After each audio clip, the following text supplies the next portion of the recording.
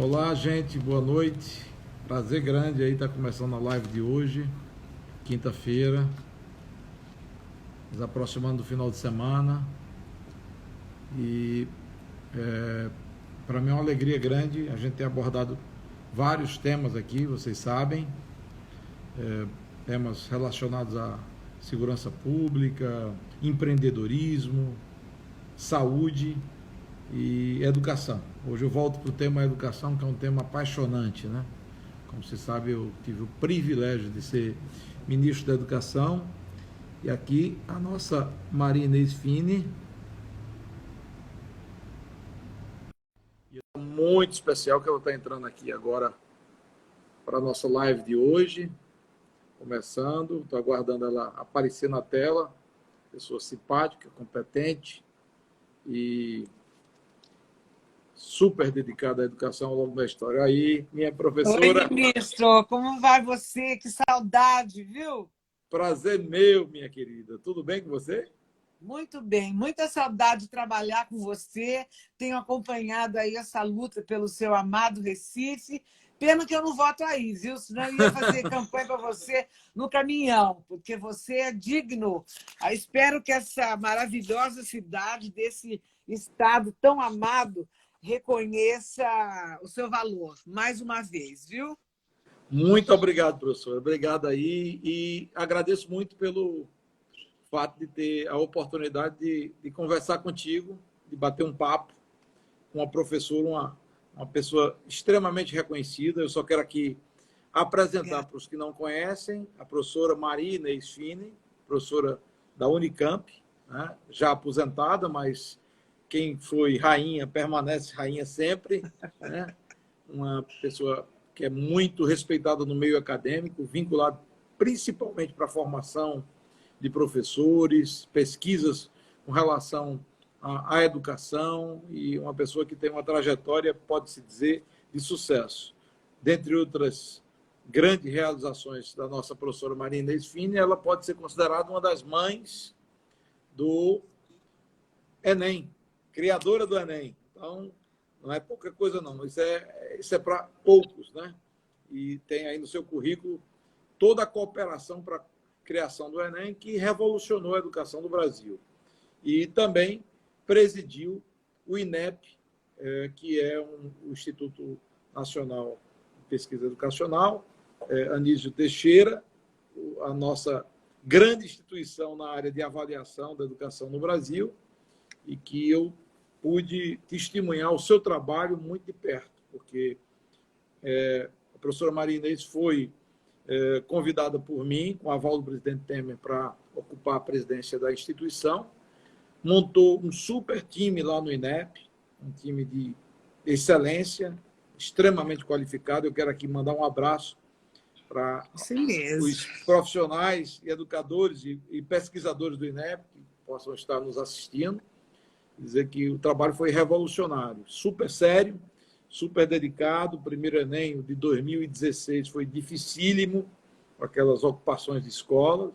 A gente, com diálogo e, ao mesmo tempo, com firmeza, a gente levou adiante e conseguiu entregar bem o Enem, que poucos acreditavam que seria possível.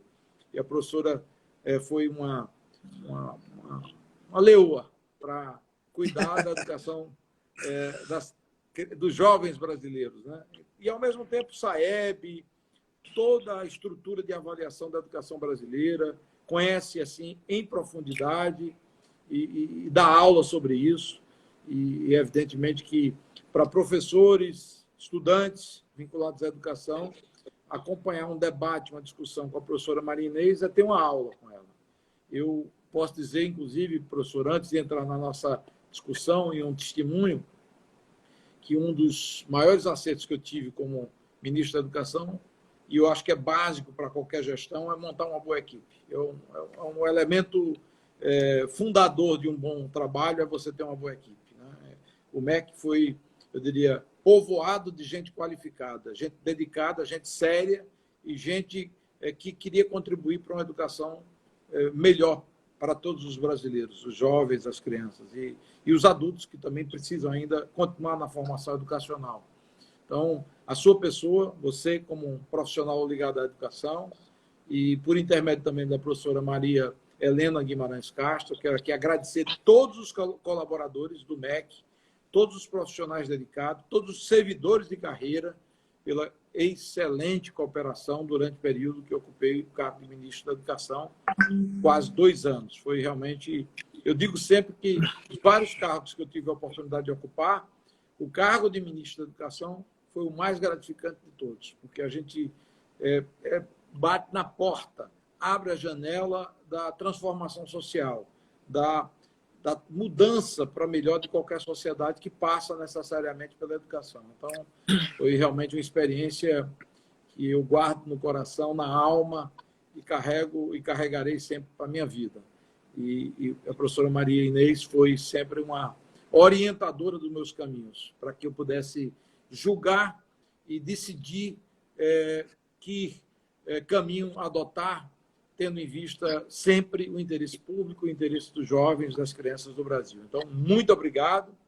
Eu agora, assim, passada a fase de apresentações e de reminiscências, vamos aqui à nossa conversa, o nosso bate-papo. Tem gente aqui da educação básica, tem gente aqui que é estudante de nível médio, tem gente aqui que é profissional ligado à educação, professores, e a gente vai conversando. Tem gente que é interessado, preocupado com crianças, filhos que estão dentro de casa, nessa pandemia. Tem gente da periferia também acompanhando, porque a pandemia afeta, sobretudo, os mais pobres, os mais, eu digo, vulneráveis, e isso a gente tem que pensar e refletir e discutir, tendo o interesse da maioria como o pressuposto básico. Então, professora, o desenho do calendário do ano letivo, algumas decisões foram tomadas, a medida provisória foi editada pelo presidente Bolsonaro, com o respaldo do MEC, flexibilizando os dias, os 200 dias de aula ano, e determinando a obrigatoriedade do cumprimento das 800 horas. Paralelamente a isso, houve uma resolução do CNE, também estabelecendo alguns requisitos, alguns dispositivos com relação ao calendário escolar. O ano letivo ele não é o mesmo para todo mundo. Quer dizer, tem gente que está tendo aula remota, que é difícil grudar uma criança na frente de um computador uma manhã toda. Se ele é mais jovem, ele tem um outro componente. Sua formação também é muito da psicologia do jovem, como fazer com que a aprendizagem chegue à criança e ela possa incorporar aquele conteúdo. Como é que você vê essa mexida no ano letivo e como é que a gente vai se adaptar a esse novo mundo? Quais as medidas adotadas corretas pelo Ministério ou pelo Conselho Nacional? Enfim, como é que você enxerga esse quadro geral? Bom, ministro, boa noite mais uma vez. Eu quero, em primeiro lugar, fazer um registro, um agradecimento por ter feito parte da sua equipe, tão citado de maneira tão honrosa por você. Para mim também foi uma grande surpresa ter como chefe, como gestor das políticas educacionais, um político de profissão que sempre soube ouvir, não é, ministro? Eu acho assim, nós tínhamos ótimos embates, grandes discussões, mas você sempre se mostrou disposto a ouvir, a compreender, eu diria até aprender. Quanta coisa eu aprendi com você, quanta coisa você pode aprender comigo. Mas isso porque você tem a característica do gestor que ouve a técnica, ouve os argumentos até o fim. Você sabe que eu sou teimosa, eu sou muito aguerrida na luta dos meus ideais, das minhas convicções, e sempre tive muito espaço de liberdade para poder defendê-las com você. E a maioria das vezes sempre fui apoiada. Quando me calava e aceitava a sua decisão, é porque compreendia que você tinha mais razão do que eu. E volto a dizer, isso não é muito fácil comigo, não. Tá? Bom, feito esse registro, ministro, eu gostaria de dizer a você que a escola brasileira e as famílias estamos todos vivendo uma situação absolutamente inusitada. Essa pandemia, o isolamento, tem feito das famílias e da escola alvo de experiências absolutamente inusitadas. Nós temos, por exemplo, famílias que estão quase virando escola. E temos escolas que estão quase virando famílias. Isso é absolutamente inusitado. O que eu gostaria de deixar registrado é o seguinte: nós nunca mais vamos ser os mesmos. As escolas serão muito mais valorizadas. Eu tenho assistido, ministro, a esforços dos professores brasileiros. Esses, sim, são os nossos verdadeiros heróis. Da sexta-feira para a segunda, eles viraram artistas de YouTube, elaboradores de projeto à distância, mas se viraram de tal maneira que todos deveriam ser absolutamente aplaudidos. Da mesma forma, as famílias que receberam numa jornada diária todos os filhos e nunca foram preparados nem para ajudar na lição de casa, nem para organizar o espaço escolar. Muitas famílias, ministro, com os pais trabalhando em casa, só tinham um computador, ou dois no máximo, com 3 filhos na escola e mais as tarefas de casa. Quer dizer, como é que se organizou esse ambiente familiar?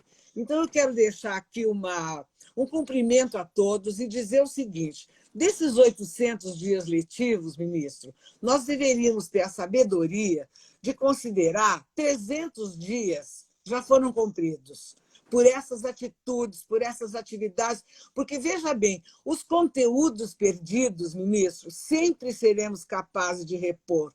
Agora é hora de valorizar as relações, os valores, a afetividade, a colaboração e tudo aquilo que famílias e escolas estão conseguindo fazer.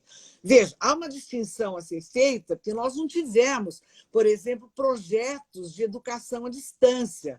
O que nós estamos tendo é fornecimento de ensino de maneira remota. Muito poucas são as escolas que tinham projetos acadêmicos, com tutorias, com organizações absolutamente estruturadas dentro da educação básica. Isso ainda é muito novo para nós da educação básica. E, seguramente, as crianças dos primeiros anos, em processo de alfabetização, terão que ser acolhidas na volta da escola com processos muito tranquilos, equilibrados, de uma proposta muito renovada. Quer dizer, não seremos os mesmos. Então, acolher as crianças nesse momento onde o equilíbrio emocional vai ser muito mais importante do que o desempenho acadêmico.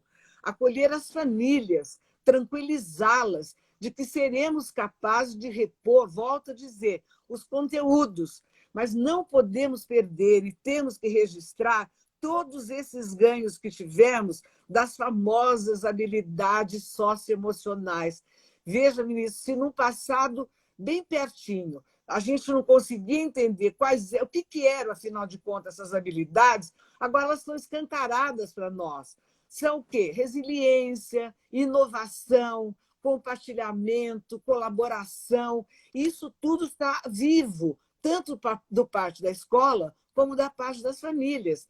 Então, eu acho que é um momento de muito equilíbrio, que nós temos que ter, abaixar a bola de cobranças, não nos preocuparmos com o cumprimento da carga horária ou mesmo da proposta pedagógica, porque, de fato, ministro, ela está perdida. No seu ritmo natural, ela foi perdida. Então, é preciso muita sabedoria e, mais do que tudo, muito bom senso para não perdermos aquilo que estamos ganhando, e de maneira tão bonita como a gente está assistindo. Professora, como é que funciona a educação à distância e o ensino remoto para, vamos assim, as várias faixas etárias? Eu tenho um depoimento, você sabe que eu não sou longe de ser um educador e de ser um profissional, um acadêmico vinculado à área. Tudo que eu aprendi dentro do MEC. Eu sou uma pessoa sensata, tenho bom senso, sou, modéstia à parte, um gestor razoável para bom. Muito e bom. Consigo entregar aquilo que eu me proponho, né? Eu busco os objetivos, foco os objetivos, mas a gente tem que buscar sempre gente qualificada para guiar o nosso caminho do ponto de vista técnico. E aí o segredo do nosso sucesso no MEC é uma equipe técnica qualificadíssima, a partir da sua pessoa, da professora Maria Helena e vários outros colaboradores. Eu não queria aqui ficar mencionando um a um, porque a equipe foi um dream team. Mas como essas novas tecnologias afetam a vida de um jovem ou de uma criança? Alguém que está no ensino médio versus alguém que está no ensino fundamental nos anos iniciais. É muito variado a atenção de uma criança na frente de um laptop, de um computador. Eu sei que um joguinho consegue capturar a atenção dele, mas tarefa de casa, um professor à distância, como é que você vê, do ponto de vista de psicologia, cognição, essa realidade com a criança nas várias etapas, desde a educação infantil até o nível médio, no ensino básico? Como é que você enxerga? Olha, ministro, veja bem, a educação infantil, nós temos já na nossa base nacional comum curricular os nossos 5 campos de experiência. Aquilo que brinda a educação infantil é o brincar. E veja, a criança pode brincar em casa de maneira maravilhosa, livre, solta, com artefatos de cozinha, desenhando. Elas adoram desenhar, elas adoram cantar, adoram brincar de roda, adoram ser ouvidas, adoram que contem histórias, ministro. Veja, já entrando aí nos primeiros anos do ensino fundamental, uma coisa que as famílias podem fazer é ler com as crianças. Nós temos inúmeros livros infantis que as crianças se encantam. As famílias podem pedir para elas recontarem a história, para representar a história. Eu, pessoalmente, não sou muito contra as crianças no computador. Eu gosto muito do exercício físico, da livre imaginação, mas eu tenho assistido, eu tenho 2 netas, ministro, agora já com 8 e 6 anos, e elas interagem bem no computador. Elas conseguem conversar com a professora da escola, nas atividades coletivas, conversando com os colegas, fazerem as lições. Uma delas tem aula de piano à distância. Enfim, eu acho que há muitos recursos que não esgotam as crianças. Mas volto a dizer, isso tudo, para mim, deveria ser dosado com uma boa quantidade de horas de atividade física, de envolvimento físico, por mais simples e mais sem recursos que seja a família, sempre há um espaço para conversa, para discussão de problemas, para o porquê. A criança tem paixão para saber o porquê de tudo. Então, incentivar a curiosidade. O espaço da família é um espaço maravilhoso. Contar as histórias dos avós, analisar os retratos. Enfim, há muita coisa. O universo infantil ele é absolutamente rico em função, principalmente, da curiosidade das crianças. Elas nos dão caminhos. Né? E volto a dizer, essa nova organização do espaço da família, o espaço diário, que é ela que está abrigando crianças e jovens, é muito importante. Então, as famílias merecem o nosso voto de confiança e que a gente consiga orientá-las para que está próximo delas, bem ali pertinho, todos os recursos que elas precisam para ter um dia a dia harmônico, porque esse isolamento está, de fato, perturbando a nossa saúde mental. E a gente tem que resistir a isso. Cantar, dançar, tem uma série de coisas disponíveis hoje na televisão, no cinema, para a gente poder usar. E mesmo as famílias menos privilegiadas com esses recursos sempre têm a chance da boa conversa, da escuta, né? Mães que, por exemplo, estão em casa, que eram diaristas e que estão em casa, têm a chance de redescobrir esse universo dos seus filhos e sempre com o apoio remoto das nossas escolas. Agora, tem um comentário aqui. Fale, um comentário aqui da Valéria Veneu, que é uma amiga nossa do Rio de Janeiro. Tem gente aqui do Brasil todo acompanhando a gente. Que ela diz que é um instrumento de amadurecimento emocional. Eu achei bem interessante. Mas eu pergunto, exato. Há uma variação grande entre uma criança dos anos iniciais do fundamental para uma criança no nível médio, no uso dessas tecnologias? Como é que se dá o processo de aprendizagem nessas várias faixas etárias? É uma coisa muito variado ou é mais ou menos harmônico para uma criança mais, eu digo, no início da sua vida educacional, para aquelas que estão no final do fundamental ou mesmo no ensino médio? Como é que isso ocorre? Veja bem, ministro, a escola formal faz falta para todos, desde a criança pequena até ao jovem. A escola formal faz falta para as crianças menos favorecidas ou aos jovens que têm muitos recursos. Por quê? É no ambiente escolar que você traça o aprofundamento não só do conhecimento formal, mas também destas relações. Para muitas crianças brasileiras, ministro, a escola é o primeiro ambiente estruturado que ela vai frequentar, que tem regras, que tem normas, que tem a presença do outro, que é o meu limite da minha liberdade. Então, eu sempre vou defender a escola. Ela vai fazer falta. Agora, a família que dispõe de mais recursos, por exemplo, no ensino médio, né? Se nós tivéssemos conectividade em todas as lan houses, etc. e tal, e mesmo nas cidades digitais, nós teríamos chance de ter mais acesso dos nossos jovens às redes, aos jogos, aos ensinamentos, do que nós temos hoje. Lamentavelmente, hoje nós temos uma parcela da juventude que está fora desses acessos. Mas eles todos são basicamente nativos digitais. Quanta coisa nós não aprendemos, principalmente eu, nos meus 72 anos de idade, quanta coisa não aprendo com a geração mais nova. Eles têm muito mais rapidez. Então, para eles, se tiverem acesso a esses bens vinculados por tecnologia, eles vão atravessar por isso da maneira mais sensacional do mundo. Agora, sempre vai faltar o convívio, o todos juntos, sempre vai faltar o olhar do outro, o abraço, ministro. Sabe? Eu acho que isso faz falta. Nós somos humanos, nós somos essa espécie, nós precisamos uns dos outros. Então, por mais que a gente se beneficie dessa coisa magnífica que a tecnologia nos traz, ela traz muita coisa boa, principalmente nesse momento. Nós vamos precisar dos abraços, nós vamos precisar da professora, do ambiente da escola, para podermos continuar crescendo. Entendeu? É o lado emocional, é o lado do repartir, do conviver, do colaborar. Do colaborar, o espaço de um, o espaço de outro, do negociar, né? Principalmente. Negociar é um mundo que é essencial na formação do ser humano. É por isso que todo mundo, hoje, em isolamento social, a gente começa a perceber quão importante é o convívio social, o relacionamento. Né? Pois é, ministro, e veja bem, se você olhar, por exemplo, todos os objetivos de desenvolvimento que a Unesco publicou, e principalmente as demandas do mundo do trabalho hoje para a formação profissional, elas incidem todas nestas habilidades que você falou.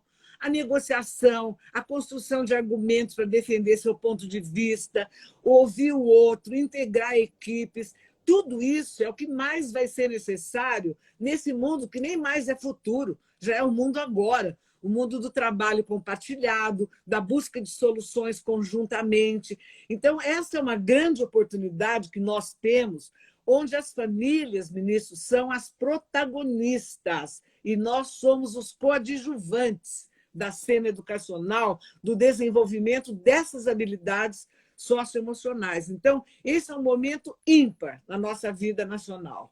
O Marcelo aqui pergunta se a educação remota ela não proporciona para as escolas privadas, em relação às escolas públicas, uma ampliação da desigualdade entre estudantes que têm acesso à educação remota e os estudantes das escolas públicas, dos mais pobres.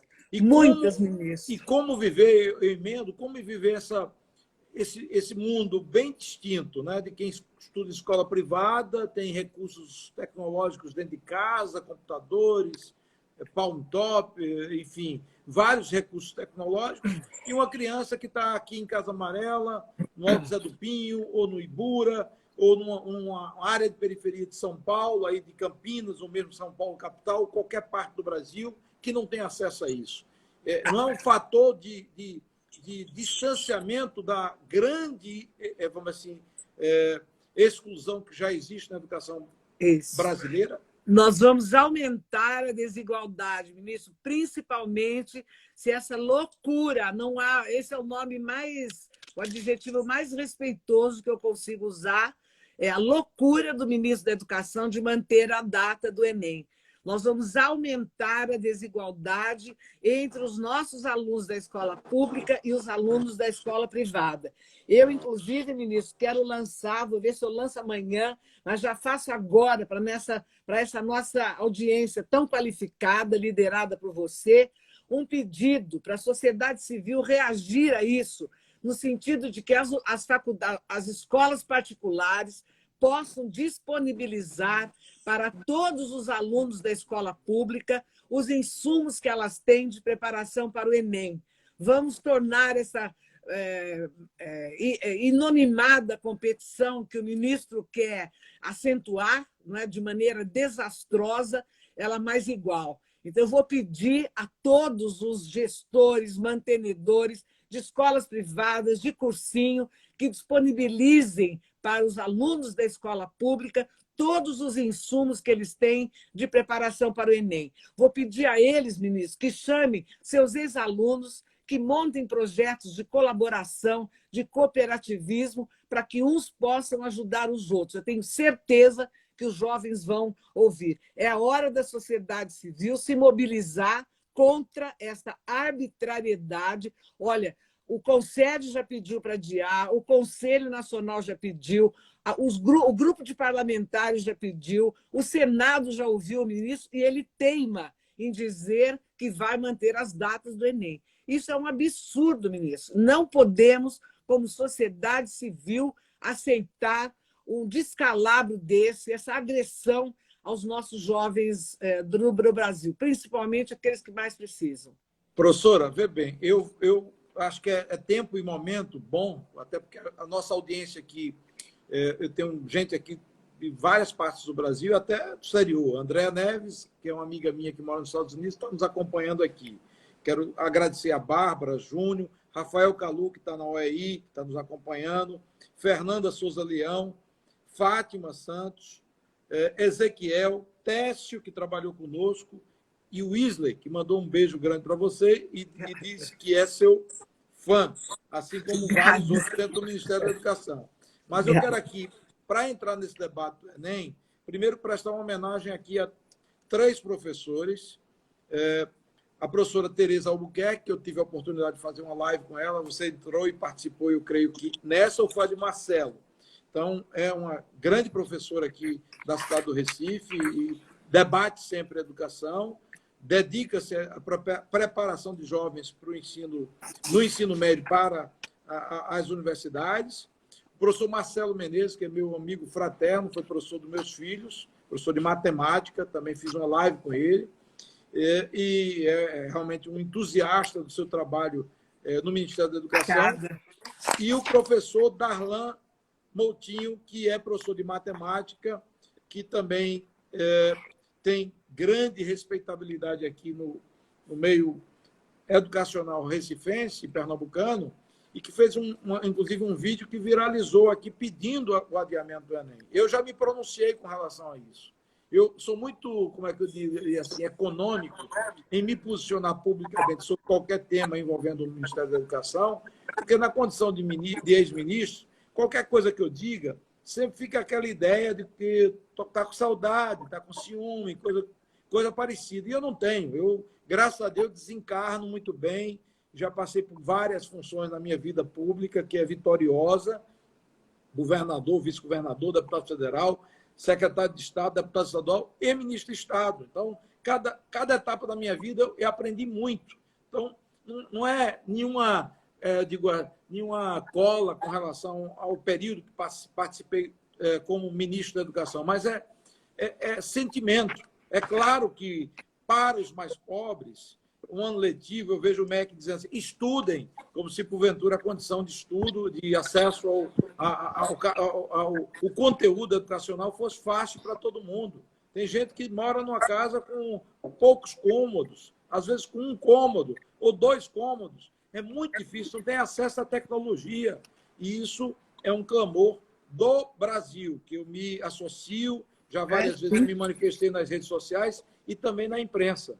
E queria que você pudesse trazer uma visão com relação a isso. Houve até um depoimento do TCU sobre a necessidade do adiamento do Enem. Como mãe do Enem, uma das mães do Enem, como é que você analisa essa questão? Virou um cabo de guerra? É uma coisa meio que capricho? Porque faz sentido. Por que não adiar para janeiro de 2021, ou um pouco mais tarde?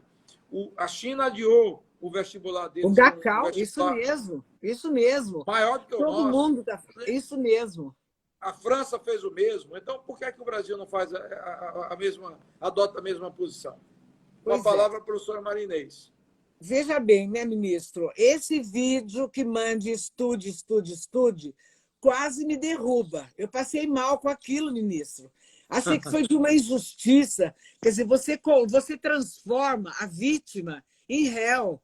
Os jovens não são culpados por não terem oportunidade. Isso é um absurdo. É um absurdo. Já há, inclusive, uma proposta do Legislativo nosso para votação de um decreto para suspender o Enem. Todo mundo já se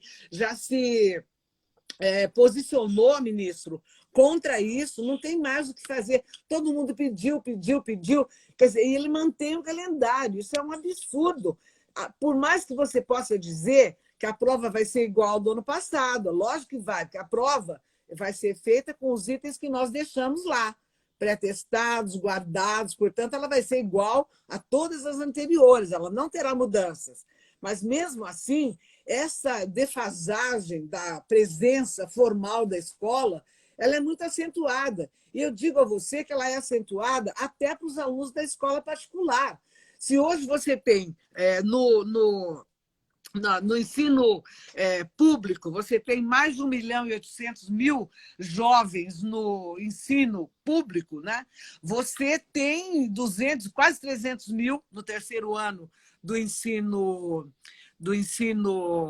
privado, quer dizer, e tem mais de 3 milhões, ministro, na EJA. Entendeu? Quer dizer, todas essas pessoas têm que ter um amparo de preparação para o exame, e a presença da professora sempre é a professora ou o professor do cursinho, se for o caso, que orienta. Não adianta. Imagine você que o presidente do INEP teve a cara de pau de dizer que no site do INEP tem as orientações do exame. Então, o que tem? 4 provas antigas com os gabaritos para os alunos fazerem simulado, tem a cartilha do Enem. Olha, isso é documento formal do exame, nunca foi subsídio para preparar os alunos para terem sucesso nas provas. Então, eu acho de uma injustiça isso, ministro. Eu vou fazer tudo o que eu posso até o fim para que isso não aconteça. Não sei mais o que fazer. Todos os nossos órgãos já reclamaram, apelaram à sensibilidade. Agora, na verdade, nós temos um ministro que não tem noção de como administrar a educação do Brasil, nem a rede que ele mesmo controla, que é a das públicas federais, sobre as quais ele faz as mais infundadas acusações, entendeu? E, principalmente, a educação básica. Quer dizer, não tem noção. Do contrário, ele estaria brigando no parlamento pela votação do Fundeb, que é importantíssimo para a manutenção da nossa escola pública, seja municipal ou estadual. Enfim, há outras batalhas, né? Mas ele prefere manter essa ignorância daquilo que rege a educação brasileira e impingir esse castigo aos jovens mais vulneráveis da nossa população.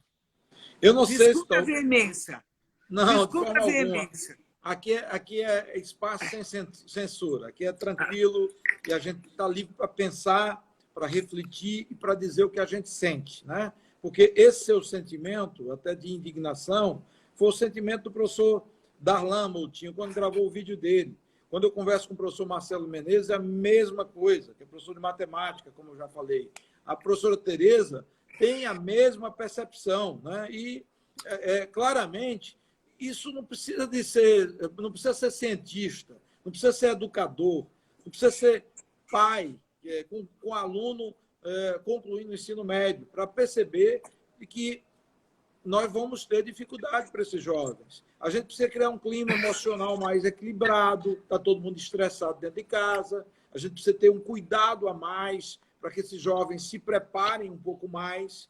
O ano letivo, o semestre letivo das universidades, no quesito presencial, todo foi tomado praticamente. Isso mesmo. Em maio, já foi para o espaço, né? Isso é um fato. Isso é uma realidade. Ninguém pode brigar com a realidade. Né? É a mesma coisa que eu chegar agora querer dizer que a Terra é plana. Tem gente que acredita que a Terra é plana. Eu sei que ela é redonda. E aí, quer dizer, quer brigar com a realidade. Né? Eu acho que você querer enfrentar vamos dizer, a sociedade, os jovens, os educadores, todos que demandam uma mudança no calendário é uma coisa que, sinceramente, não tem nenhum sentido. Ministro, mudar, talvez, a direção, mudar a direção. Talvez com o presidente Jair Bolsonaro, sensibilizá-lo para que ele possa sensibilizar o ministro de que é uma necessidade. Né? Eu quero aqui, inclusive, agradecer. Pô, não balance a cabeça. Veja bem. Não, balancei a cabeça, porque, veja bem, o que é a atitude do ministro da Educação? Ele já chegou a se pronunciar e dizer que ele achava um absurdo as escolas estarem fechadas. Então, veja bem, vamos fazer agora um recorte e imaginar que esse exame se mantenha. Vamos falar da cozinha agora, da operação, certo? A prova, até o final do mês de maio, ela tem que entrar na gráfica, você sabe disso. Senão não dá para diagramar. Até o final de maio, as inscrições têm que estar prontas com o cadastro dos alunos para serem distribuídos na escola.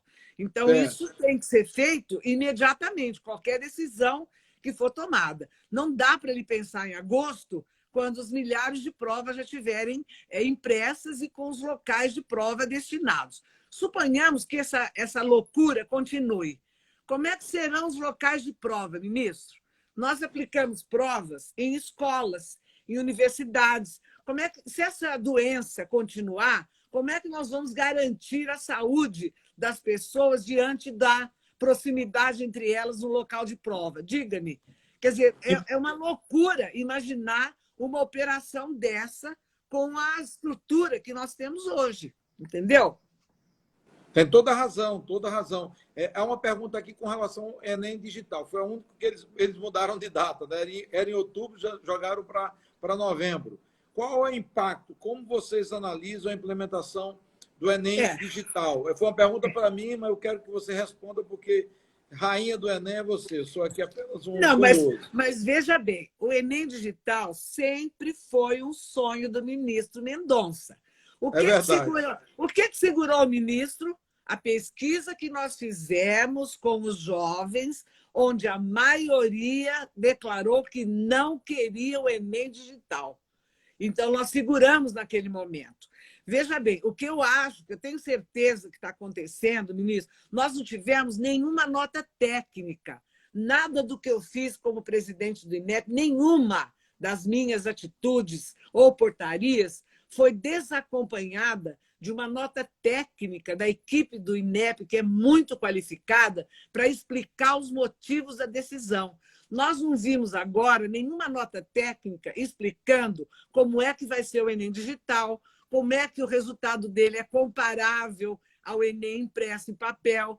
Então, o que eu estou imaginando, ministro, é que não há uma prova individualizada, adaptada para cada aluno, que seria o futuro da avaliação no Brasil e no mundo, mas que vai ser a mesma prova digitalizada e não prova digital, que o conceito é completamente diferente. Né? Então, agora, é uma prova digitalizada, não é uma prova obedecendo a TRI, a teoria de resposta ao item. Não sei, ministro. Nós não tivemos a publicidade da nota técnica explicando principalmente a comparabilidade, nós chamamos de DIF, a diferença que vai ter que ser medida entre uma prova e a outra. Embora as provas não precisam ser idênticas, elas podem estar na mesma régua. Mas você lembrou, começou falando do Enem, daquele problema que nós tivemos com a invasão das escolas, que em menos de 10 dias tivemos que fazer outra prova. E depois a minha passeata por todos os procuradores federais para dar as explicações técnicas de por que uma prova era equivalente à outra. Você lembra disso? E eram duas provas impressas do mesmo banco de dados. Então, o Enem, o INEP, precisa esclarecer à população como é que vai ser esta prova que eles estão chamando de Enem digital. Perfeito. Só aqui rápido, eu digo, uma rápida lembrança de alguns nomes que vão surgindo e sempre mandam um alô.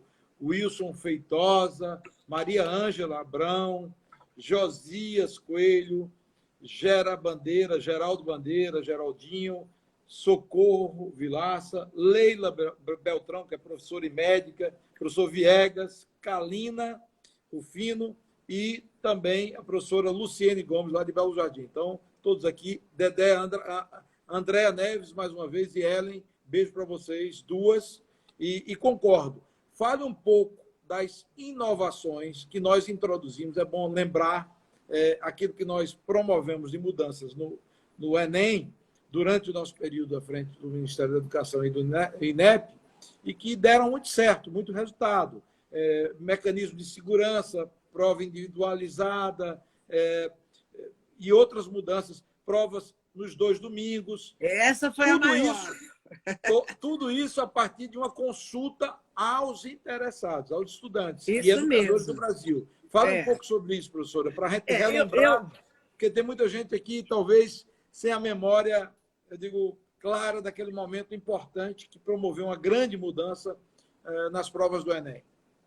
Eu acho, ministro, dentre todas as mudanças que a gente fez, eu acho que a aplicação da prova em 2 domingos foi a mais significativa socialmente, né? O fato dos jovens que professam as religiões sabáticas, né, que guardam o sábado, terem que ficar trancados numa sala, do meio-dia às 6h30 da tarde, para esperar o pôr do sol, para fazer a mesma prova, era no mínimo desumano. Então, atender ao pedido, né, que veio por essa consulta de fazer a prova em 2 domingos, eu acho que foi o maior achado em respeito ao cansaço dos jovens, etc. e tal. A outra coisa que eu acho importante foram os mecanismos de segurança, ministro, e aqui eu acho que cabe um registro a excepcional parceria que nós tivemos com a Polícia Federal, que nos ajudou, que nos orientou, que participou conosco, que corrigiu caminhos que já eram bons. Quando nós chegamos no INEP, na sua gestão, já havia muita coisa boa do ponto de vista da segurança, da gráfica contratada, das nossas equipes internas monitorando as possíveis fraudes, do nosso ambiente seguro, muita coisa já estava boa. Então, aprimorar o que é bom é mais fácil, não é? E para nós foi muito bom. Por exemplo, nós melhoramos o critério de concessão de gratuidade da taxa de inscrição, que antigamente bastava uma autodeclaração, depois nós começamos a controlar mais os gastos públicos em função de propiciar isso àqueles que mais precisavam. Então, aquela, como é que se diz, aquela concessão controlada para aqueles que mais precisavam. Acho que a divulgação bem qualificada e ampliada dos critérios de correção do Enem, enfim, o controle, os treinamentos, ministro, e aí um viva também para os nossos parceiros, para o consórcio aplicador, pela excelência do treinamento para os coordenadores, né? A adesão de quase 600 mil pessoas nas aplicações. Eu acho que tudo isso foi assim, o monitoramento constante, né? No ambiente que nós chegamos, o ambiente que nós chegamos ainda era um ambiente tumultuado, nós estávamos em pleno julgamento do impeachment da então presidente Dilma Rousseff, não era um ambiente favorável a nós, né? Nós éramos tidos como os golpistas, mas ainda assim conseguimos levar adiante um trabalho que, do meu ponto de vista profissional, a mim me satisfez muito, me deu muita alegria, né? Principalmente em relação ao SAEB, as discussões que nós pudemos fazer a partir da Base Nacional Comum Curricular, né? E as próximas inovações que vão ter que ser feitas e que nos enchem de muita expectativa, não é? Eu acho que foi um tempo muito bom, viu, ministro? De muito crescimento. Muito. Foi virtuoso, extremamente fértil, muito difícil do ponto de vista institucional, porque o Brasil vivia uma conflagração grave e politicamente muito radicalizado. Permanecemos ainda hoje com muita tensão política, mas é incomparável aquele momento histórico que nós vivemos e que só avançamos porque tivemos foco, tivemos planejamento, tivemos disciplina e tivemos uma coisa que muitas vezes as pessoas desprezam hoje, capacidade de diálogo. você ter convicções, ter projetos, ter definições do ponto de vista de estratégia para a implementação de qualquer mudança no campo da educação, ou qualquer que seja a área do setor público, não quer dizer que você não possa dialogar. Eu dialoguei com tanta gente que não tinha, eu diria, convergência ideológica. Quer dizer, a capacidade de você conversar com pessoas que não pensam igual a você eu acho que é um elemento fundamental na construção de qualquer projeto de poder, projeto de governo, projeto de sociedade, de interesse da sociedade como um todo, né? Então, as lembranças suas com relação à melhor segurança no Enem, com a ajuda da Polícia Federal, com mecanismos de controle cada vez mais sólidos, identificação nominal de cada prova, uso de equipamentos para detectar transmissores eletrônicos que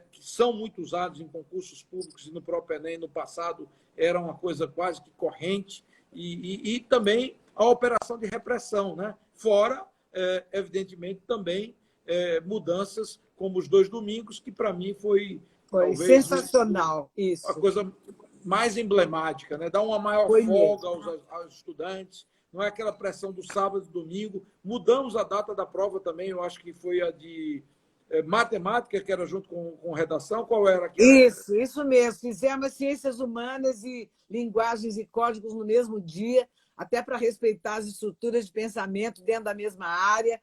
Foi muito bom, ministro, foi muito bom. E as equipes internas do INEP vibravam com tudo isso, se empenhavam, não tinha sábado, não tinha domingo, não tinha madrugada, todo mundo trabalhou muito. Foi muito bom. Eu acho que você foi um gestor que fez o servidor público, que é geralmente sofrido, desacreditado, que fica na mão, às vezes, de políticos ou de gestores não tão competentes, até do ponto de vista de política mesmo, pública, né? Eles Sim. Todos vibravam com a sua atuação e o apoio irrestrito que você deu para essa presidente. Para mim foi muito bom trabalhar assim.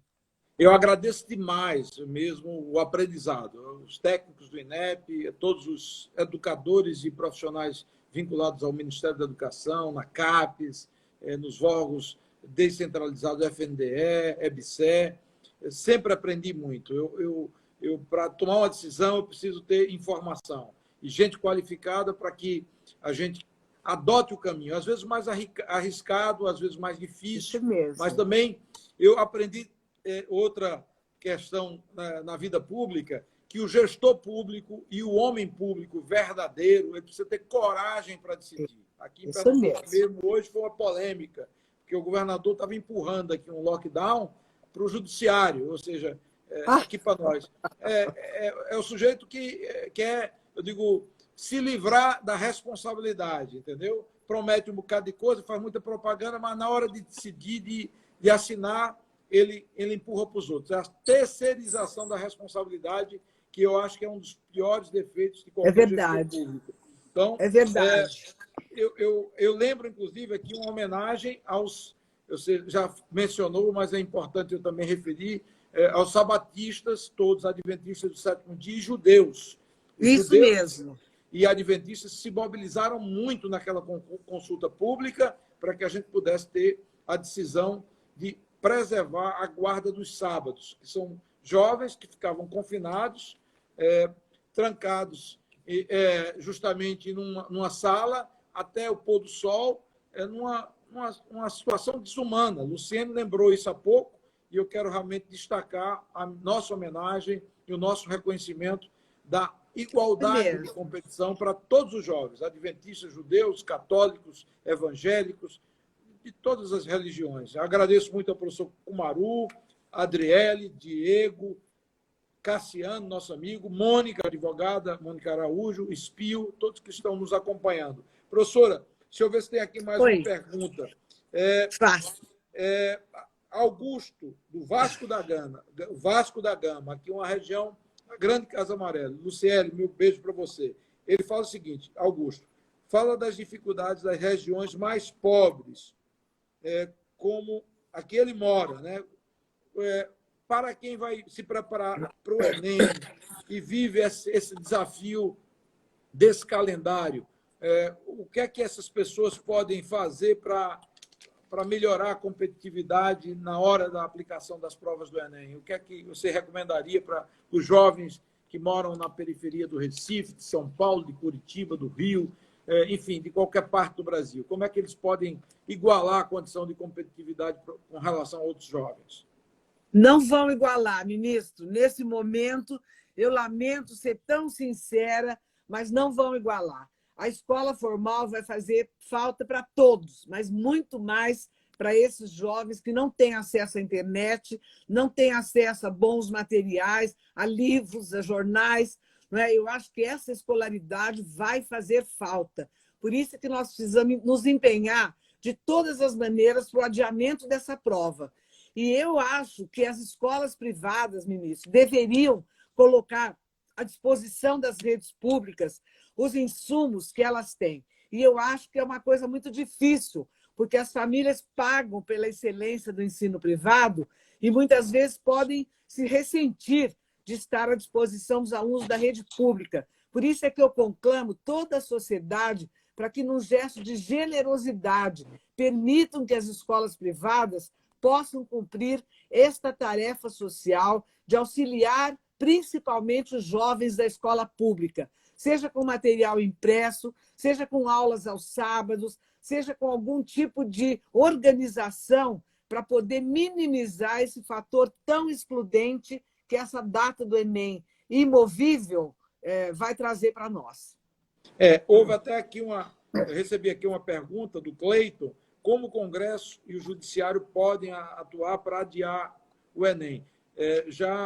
Eu li alguma coisa sobre uma ação judicial que foi movida, eu acho, no âmbito da Justiça Federal, pedindo o adiamento do Enem. Se eu não me engano, até foi concedido uma liminar, depois cassada pelo Tribunal Regional Federal. Há espaço sempre para qualquer, eu diria, movimentação no âmbito do Judiciário. E no Congresso existem alguns projetos de lei que estão tramitando, propondo a mesma coisa, inclusive um projeto até de um senador, que é o senador Isalci, que é do Distrito Federal, propondo o adiamento da aplicação das provas do Enem nesse ano. Ou seja, há espaço para, eu diria, pressionar e até buscar uma demanda tanto legislativa como judicial. É lógico que a gente sempre tem esperança que o bom senso possa prevalecer, o que não é muito fácil, infelizmente. Não tem sido.